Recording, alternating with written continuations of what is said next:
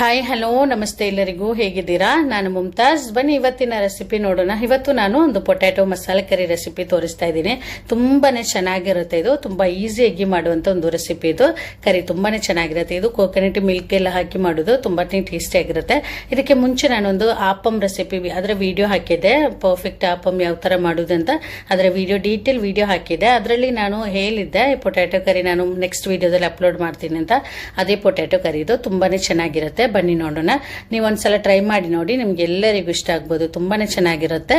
ನೋಡಿ ಇಲ್ಲಿ ಇದಕ್ಕೋಸ್ಕರ ನಾನು ಇವಾಗ ಒಂದು 3 ಪೊಟ್ಯಾಟೊ ಈ ತರ ಕಟ್ ಮಾಡಿಟ್ಟಿದ್ದೇನೆ ಒಂದು ಮೀಡಿಯಂ ಸೈಜ್ ಪೊಟ್ಯಾಟೊ ಈ ತರ ಕಟ್ ಮಾಡ್ಕೊಳ್ಳಿ ಜಾಸ್ತಿ ಚಿಕ್ಕದಾಗಿಯೂ ಬೇಡ ದೊಡ್ಡ ಪೀಸಸ್ ಆಗಿಯೂ ಬೇಡ ಈ ತರ ಒಂದು ಮೀಡಿಯಂ ಸೈಜ್ ಅಲ್ಲಿ ಕಟ್ ಮಾಡ್ಕೊಳ್ಳಿ ಆನಂತರ ನೋಡಿಲಿ ಇದಕ್ಕೆ ಒಂದು ಈರುಳ್ಳಿ ಮತ್ತೆ ಒಂದು ಟೊಮೆಟೊ ಮತ್ತೆ ಒಂದು 4 ಹಸಿಮೆಣಸು ಈರುಳ್ಳಿ ಸ್ವಲ್ಪ ದೊಡ್ಡ ಸೈಜ್ ಈರುಳ್ಳಿ ಚಿಕ್ಕದಾದ್ರೆ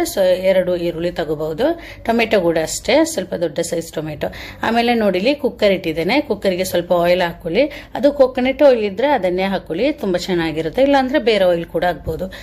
ಆನಂತರ ನೋಡಿಲಿ ಈರುಳ್ಳಿ ಹಾಕಿ ಈರುಳ್ಳಿ ಚೆನ್ನಾಗಿ ಫ್ರೈ ಆಗಿ ಬರಬೇಕು ಚೆನ್ನಾಗಿ ಫ್ರೈ ಆಗಬೇಕು ಇವಾಗ ನೋಡಿ ಈರುಳ್ಳಿ ಚೆನ್ನಾಗಿ ಫ್ರೈ ಆಗಿದೆ ಆನಂತರ ಇದಕ್ಕೆ ಸ್ವಲ್ಪ ಶುಂಠಿ ಮತ್ತು ಬೆಳ್ಳುಳ್ಳಿ ಅದು ಪೇಸ್ಟ್ ಮಾಡಿಕೊಂಡು ಹಾಕುವುದಾದ್ರೂ ಆಗ್ಬಹುದು ನಾನಿವಾಗ ಚಿಕ್ಕದಾಗಿ ಕಟ್ ಮಾಡಿ ಹಾಕಿದ್ದೇನೆ ಒಂದು ತುಂಡು ಶುಂಠಿ ಮತ್ತೆ ಸ್ವಲ್ಪ ಬೆಳ್ಳುಳ್ಳಿ ಅದನ್ನು ಚಿಕ್ಕದಾಗಿ ಕಟ್ ಮಾಡಿ ಹಾಕಿದ್ದೇನೆ ಇಲ್ಲಾಂದ್ರೆ ಸ್ವಲ್ಪ ಜಜ್ಕೊಂಡು ಕೂಡ ಹಾಕಬಹುದು ಇದು ಶುಂಠಿ ಬೆಳ್ಳುಳ್ಳಿ ಹಾಕೊಂಡು ಸ್ವಲ್ಪ ಹೊತ್ತು ಫ್ರೈ ಆಗಲಿ ಅದರ ಹಸಿ ವಾಸನೆ ಎಲ್ಲ ಇರುತ್ತಲ್ಲ ಅದೆಲ್ಲ ಹೋದ ನಂತರ ನೋಡಿಲಿ ಟೊಮೆಟೊ ಮತ್ತು ಅದು ಹಸಿಮೆಣಸು ಹಾಕಿದ್ದೇನೆ ಒಂದು 4 ಹಸಿಮೆಣಸು ಉಂಟು ಇದರಲ್ಲಿ ಇದು ಟೊಮೆಟೊ ಹಾಕಿದ ನಂತರ ಸ್ವಲ್ಪ ಹೊತ್ತು ಫ್ರೈ ಮಾಡ್ಕೊಳ್ಳಿ ಅದು ಸಾಫ್ಟ್ ಆಗಿ ಬರಬೇಕು ಟೊಮೆಟೊ ಚೆನ್ನಾಗಿ ಸಾಫ್ಟ್ ಆಗಿ ಬರಲಿ ಆನಂತರ ಇದಕ್ಕೆ ಸ್ವಲ್ಪ ಮಸಾಲಾ ಪೌಡರ್ ಅದೆಲ್ಲ ಹಾಕುವ ನೋಡಿಲಿ ಟೊಮೆಟೊ ಎಲ್ಲ ಚೆನ್ನಾಗಿ ಸಾಫ್ಟ್ ಆಗಿ ಬಂದಿದೆ ಫ್ರೈ ಆಗಿದೆ ಇನ್ನು ಸ್ವಲ್ಪ ಮಸಾಲಾ ಪೌಡರ್ ಹಾಕುವ ಒಂದು 2 ಟೀ ಸ್ಪೂನ್ ಕೊತ್ತಂಬರಿ ಪುಡಿ ಧನಿಯಾ ಪೌಡರ್ ಹಾಕ್ತಾ ಇದ್ದೀನಿ ಕೊತ್ತಂಬರಿ ಪುಡಿ ಆಮೇಲೆ ಒಂದು ಅರ್ಧ ಟೀ ಸ್ಪೂನ್ ಅಷ್ಟು ಅರಿಶಿನ ಪುಡಿ ಮತ್ತೆ 1 tea spoon Kashmiri chilli powder ಹಾಕ್ತಾ ಇದ್ದೀನಿ ಆಮೇಲೆ ಸ್ವಲ್ಪ ಒಂದು ಅರ್ಧ ಟು ಮುಕ್ಕಾಲು ಟೀ ಸ್ಪೂನ್ ಅಷ್ಟು ಗರಂ ಮಸಾಲ ಇಷ್ಟು ಸಾಕು ಚೆನ್ನಾಗಿ ಸ್ವಲ್ಪ ಹೊತ್ತು ಮಿಕ್ಸ್ ಮಾಡ್ಕೊಳ್ಳಿ ಇದರ ಈ ಪೌಡರ್ ಎಲ್ಲ ಉಂಟಲ್ಲ ಮಸಾಲಾ ಪೌಡರ್ ಅದರ ಹಸಿ ವಾಸನೆ ಹೋಗೋ ತನಕ ಚೆನ್ನಾಗಿ ಸ್ವಲ್ಪ ಹೊತ್ತು ಇದೇ ತರ ಒಂದು ಮೀಡಿಯಂ ಫ್ಲೇಮ್ ಅಲ್ಲಿ ಇಟ್ಕೊಂಡು ಚೆನ್ನಾಗಿ ಈ ತರ ಮಿಕ್ಸ್ ಮಾಡ್ಕೊಳ್ಳಿ ಆನಂತರ ಇದಕ್ಕೆ ಪೊಟ್ಯಾಟೊ ಹಾಕಿದ್ರಾಯ್ತು ನೋಡಿಲಿ ಈ ತರ ಚೆನ್ನಾಗಿದ್ರೆ ಹಸಿ ವಾಸನೆ ಎಲ್ಲ ಹೋಗಿದೆ ಇವಾಗ ಇದಕ್ಕೆ ನಾವು ಕಟ್ ಮಾಡಿ ಇಟ್ಟಿದ್ದ ಪೊಟ್ಯಾಟೊ ಉಂಟಲ್ಲ ಪೊಟ್ಯಾಟೊ ಹಾಕೊಲ್ವಾ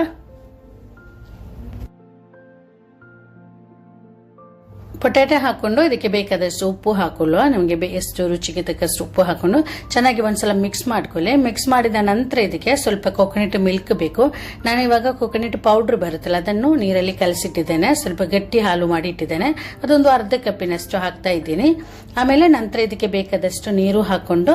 ಇದನ್ನು ಬೇಯಿಸಿದ್ರೆ ಆಯ್ತು ನೀವು ಫ್ರೆಶ್ ಕೋಕೋನಟ್ ಮಿಲ್ಕ್ ತೆಗೆಯುವುದಾದ್ರೆ ನಾವು ಗಟ್ಟಿ ಹಾಲು ತೆಳು ಹಾಲೆಲ್ಲ ತೆಗಿತೇವೆ ಒಂದೆರಡು ಸಲ ತೆಗೆಯುವಾಗ ನಮಗೆ ಗಟ್ಟಿ ಹಾಲು ಮತ್ತು ತೆಳು ಹಾಲು ಸಿಗುತ್ತೆ ಫಸ್ಟ್ ಹಾಲು ಸೆಕೆಂಡ್ ಹಾಲು ಈ ತರ ಅದನ್ನು ಎಲ್ಲ ಹಾಕಿದ್ರೆ ಆಯ್ತು ನೀವು ತೆಳು ಹಾಲು ಮತ್ತೆ ಗಟ್ಟಿ ಹಾಲನ್ನು ಹಾಕೊಳ್ಳುವಾಗ ಗಟ್ಟಿ ಹಾಲನ್ನು ಸ್ವಲ್ಪ ತೆಗೆದಿರಿ ಲಾಸ್ಟ್ ನಮ್ಗೆ ಹಾಕ್ಲಿಕ್ಕೆ ಮತ್ತೆಲ್ಲ ಇದೇ ಟೈಮಲ್ಲಿ ಹಾಕಿದ್ರೆ ಆಯ್ತು ಈ ತರ ನೋಡಿ ಚೆನ್ನಾಗಿ ಮಿಕ್ಸ್ ಮಾಡ್ಕೊಳ್ಳಿ ಉಪ್ಪೆಲ್ಲ ಚೆಕ್ ಮಾಡ್ಕೊಳ್ಳಿ ಜಾಸ್ತಿ ನೀರು ಬೇಡ ನೋಡಿಲಿ ಈ ತರ ಉಂಟು ಇಷ್ಟು ನೀರುಂಟು ಜಾಸ್ತಿ ನೀರು ಬೇಡ ಇದು ಕುಕ್ಕರ್ ಲಿಡ್ ಹಾಕಿ ಒಂದು 3 ವಿಸಿಲ್ ಬೇಕಾಗುತ್ತೆ ನಮಗೆ ಪೊಟ್ಯಾಟೊ ಸ್ವಲ್ಪ ಚೆನ್ನಾಗಿ ಕುಕ್ ಆಗಬೇಕು ಒಂದು 3 ವಿಸಿಲ್ ಕೊಡಿ 3 ವಿಸಿಲ್ ಬೇಕಾಗುತ್ತೆ ನೋಡಿಲಿ 3 ವಿಸಿಲ್ ಹೋದ ನಂತರ ನಾನು ಸ್ಟವ್ ಆಫ್ ಮಾಡಿಟ್ಟಿದ್ದೆ ಇವಾಗ ಇದನ್ನು ಚೆನ್ನಾಗಿ ಒಂದ್ಸಲ ಮಿಕ್ಸ್ ಮಾಡ್ಕೊಳ್ಳಿ ಆಮೇಲೆ ಇದಕ್ಕೆ ಸ್ವಲ್ಪ ಕೊತ್ತಂಬರಿ ಸೊಪ್ಪು ಮತ್ತೆ ಸ್ವಲ್ಪ ಕಸೂರಿ ಮೆಥಿ ಅದನ್ನು ಹಾಕಬೇಕು ಕಸೂರಿ ಮೆಥಿ ಹಾಕಬೇಕು ಅವಾಗ ತುಂಬಾ ಚೆನ್ನಾಗಿ ಬರುತ್ತೆ ಕೊತ್ತಂಬರಿ ಸೊಪ್ಪು ಬೇಕಾದಷ್ಟು ಹಾಕೊಳ್ಳಿ ನೋಡಿಲಿ ಇಷ್ಟು ಕಸೂರಿ ಮೆಥಿ ಅದನ್ನು ಪುಡಿ ಮಾಡ್ಕೊಂಡು ಈ ತರ ಹಾಕೊಳ್ಳಿ ತುಂಬಾ ಚೆನ್ನಾಗಿ ಬರುತ್ತೆ ಇದು ಇನ್ನು ಗರಂ ಮಸಾಲ ಬೇಕಾದ್ರೆ ಮಾತ್ರ ಈ ಟೈಮಲ್ಲಿ ಹಾಕೊಳ್ಳಿ ಇನ್ನು ಚೆನ್ನಾಗಿ ಒಂದ್ಸಲ ಮಿಕ್ಸ್ ಮಾಡ್ಕೊಂಡು ಮತ್ತೆ ಸ್ವಲ್ಪ ಕೋಕೋನಟ್ ಹಾಲು ನಾನಿಲ್ಲಿ ಸ್ವಲ್ಪ ತಿಕ್ಕಾಗಿ ಕಲಸಿಟ್ಟಿದ್ದೇನೆ ಕೋಕೋನಟ್ ಮಿಲ್ಕ್ ಅದನ್ನು ಸ್ವಲ್ಪ ಹಾಕ್ತಾ ಇದ್ದೀನಿ ನೀವು ಫ್ರೆಶ್ ಹಾಲು ತೆಗೆಯುವುದಾದ್ರೆ ನಾನು ಹೇಳಿದ್ದೆಲ್ಲ ಫಸ್ಟ್ ಸ್ವಲ್ಪ ಹಾಲನ್ನು ತೆಗೆದಿಡಿ ಆಮೇಲೆ ಲಾಸ್ಟ್ ಈ ತರ ಹಾಕೊಳ್ಳಿ ಈ ತರ ಹಾಲು ಹಾಕೊಂಡು ಮತ್ತೆ ಇದನ್ನು ಕುದಿಸಬಾರ್ದು ಚೆನ್ನಾಗಿ ಒಂದ್ಸಲ ಮಿಕ್ಸ್ ಮಾಡಿದ್ರೆ ಆಯ್ತು ಮತ್ತೆ ಕುದಿಸಬಾರ್ದು ಇವಾಗ ಇದು ಕರಿ ರೆಡಿ ಆಗಿದೆ ತುಂಬಾನೇ ಚೆನ್ನಾಗಿರುತ್ತೆ ಇದು ನಮ್ಗೆ ಎಲ್ಲದ್ರ ಜೊತೆಗೆ ನಮ್ಗೆ ರೈಸ್ ಜೊತೆ ಆಮೇಲೆ ಚಪಾತಿ ದೋಸೆ ಜೊತೆ ಯಾವುದಕ್ಕೂ ಇದು ತುಂಬಾನೇ ಚೆನ್ನಾಗಿರುತ್ತೆ ಚಪಾತಿ ಜೊತೆ ಇದ್ರ ಜೊತೆಗೆಲ್ಲ ತುಂಬಾನೇ ಚೆನ್ನಾಗಿರುತ್ತೆ ನೋಡಿದ್ರಲ್ಲಿ ಸ್ವಲ್ಪ ಹೊತ್ತಿನ ನಂತರ ಈ ತರ ಇನ್ನು ಗಟ್ಟಿಯಾಗಿ ಬರುತ್ತೆ ಅದು ಸ್ವಲ್ಪ ತಿಕ್ಕಾಗಿ ಆಗಿ ಬರುತ್ತೆ ಕರಿ. ತುಂಬಾನೇ ಚೆನ್ನಾಗಿರುತ್ತೆ. ನೀವೊಂದ್ಸಲ ಟ್ರೈ ಮಾಡಿ ನೋಡಿ. ಮಾಡ್ಲಿಕ್ಕೆ ತುಂಬಾನೇ ಈಸಿ. ನೀವು ನೋಡಿದ್ರಲ್ಲಿ ಎಷ್ಟು ಸುಲಭವಾಗಿ ಮಾಡಿದೀವಂತ. ತುಂಬಾನೇ ಸುಲಭವಾಗಿ ಮಾಡುವಂತ ಒಂದು ಕರಿ ಇದು. ಟ್ರೈ ಮಾಡಿ ನೋಡಿ. ಇವತ್ತಿನ ರೆಸಿಪಿ ನಿಮ್ಗೆ ಇಷ್ಟ ಆದ್ರೆ ಪ್ಲೀಸ್ ನನ್ನ ಚಾನೆಲ್ ಸಬ್ಸ್ಕ್ರೈಬ್ ಮಾಡ್ಕೊಳ್ಳಿ. ಹಾಗೇನೆ ಲೈಕ್ ಮಾಡಿ, ನಿಮ್ಮ ಅಭಿಪ್ರಾಯ ಕಮೆಂಟ್ ಮೂಲಕ ತಿಳಿಸಿ. ಮತ್ತೆ ನಿಮ್ಮ ಫ್ಯಾಮಿಲಿ ಫ್ರೆಂಡ್ಸ್ ಜೊತೆ ಈ ವಿಡಿಯೋನ ಶೇರ್ ಮಾಡ್ಕೊಡಿ. ಇನ್ನೊಂದು ಒಳ್ಳೆ ರೆಸಿಪಿಯೊಂದಿಗೆ ಮತ್ತೆ ಸಿಗ್ತೀನಿ. Thank you.